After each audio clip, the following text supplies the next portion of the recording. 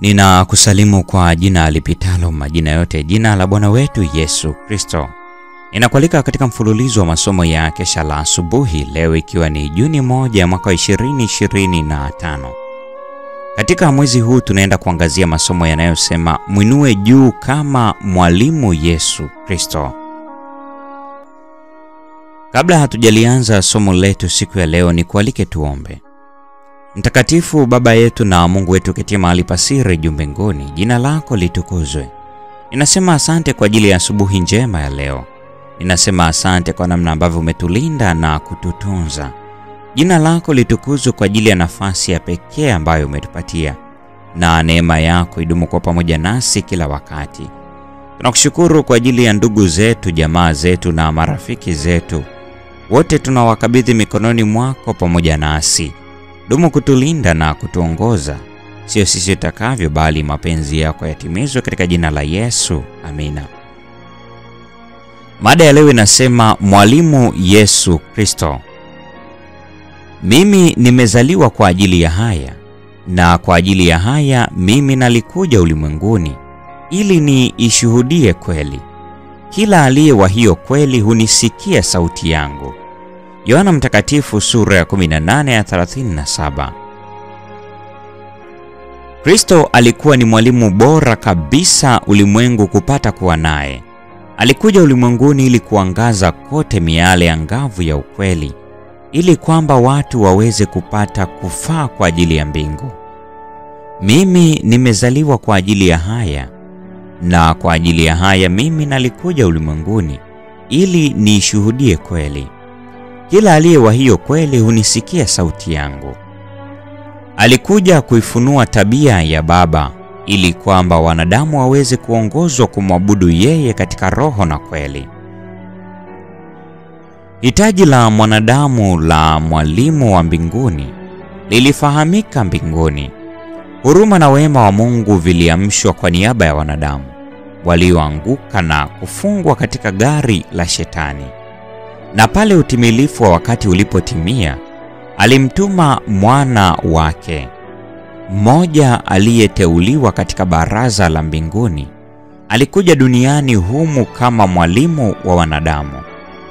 Ukarimu mwingi wa Mungu wetu ulimtoa yeye kwa ulimwengu, na ili kukidhi mahitaji ya asili ya mwanadamu alijitwika ubinadamu juu yake.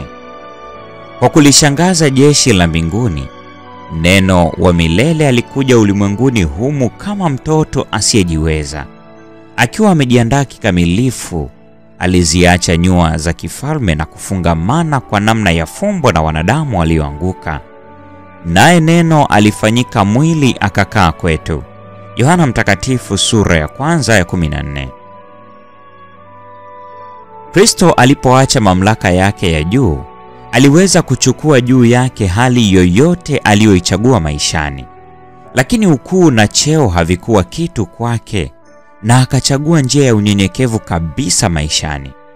Hakuna anasa, raha au kujiridhisha vilivyokuwa katika safari ya uzoefu wake. Ukweli wenye asili ya mbinguni ulikuwa ndiyo mada yake kuu. Alipaswa kuotesha ukweli kwa ulimwengu, na aliishi kwa namna ambayo itaweza kufikiwa na wote. Yesu kukua katika hekima na katika kumpendeza Mungu na mwanadamu halikuwa jambo la kushangaza, kwa maana ilikuwa ni kwa kulingana na sheria za uteuzi wake mtakatifu, ili kwamba talanta zake zikue na uwezo wake uimarishwe. Hakutafuta elimu kutoka katika shule za marabi, kwa maana Mungu alikuwa ni mwalimu wake. Alipokuwa mtu mzima aliendelea katika hekima na kimo. Alijizoeza mwenyewe kwa bidii katika kujifunza maandiko, kwa maana alijua kuwa yamejawa na mafundisho ya thamani kuu.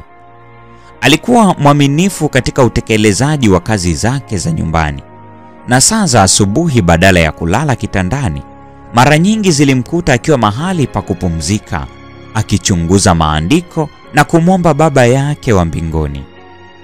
Aliujua unabii wote kuhusiana na kazi na upatanishi wake, hususan ule unaorejelea unyenyekevu, upatanisho na maombezi yake. Kusudi la maisha yake duniani lilikuwa mbele daima, na alifurahi kufikiria kwamba kusudi la Bwana wa rehema lingefanikiwa mikononi mwake. Maneno yake yaliwafariji, yaliwaimarisha na kuwabariki wale ambao walitamani kuwa na amani ambayo yeye tu angeitoa. Counsels to Parents, Teachers and Students, ukurasa wa 259 na 260. Mwenyezi Mungu atubariki sote na nikutakie wakati mwema.